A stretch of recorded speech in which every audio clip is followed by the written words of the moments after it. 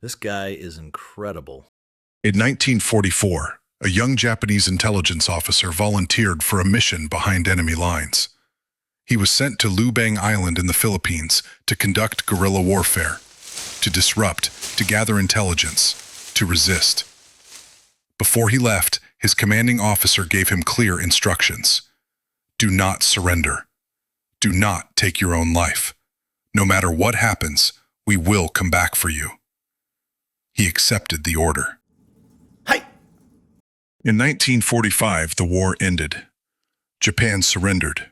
The emperor announced it. Leaflets were dropped. Messages were sent into the jungle. Hiroo Onoda did not believe them. The villagers were hostile. There were clashes over the years. Supplies had to be taken by force. To him, that confirmed it.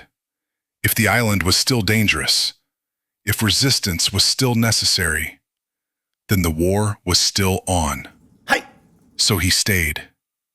He lived mostly off the land, fruit, cattle, whatever he could sustain himself with. He repaired his uniform. He maintained his rifle. Discipline, determination. The men who had been with him eventually surrendered or were killed. Onoda continued alone. He was not wandering. He was operating under orders. He had been told he would be relieved. Until that happened, the mission stood. In 1974, nearly 3 decades after the war had ended, a Japanese traveler found him and told him the truth. The war was long over. Onoda listened and gave the same answer he had given for years. He would surrender only when his commanding officer officially relieved him of duty. So they found the officer.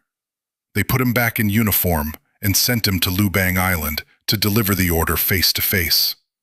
When the mission was formally rescinded, Hiroo Onoda laid down his rifle.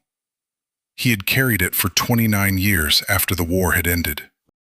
He returned to Japan to a hero's welcome. Crowds gathered. Cameras followed. The press covered his arrival. To many, he was a symbol of endurance, a man who had followed his orders completely.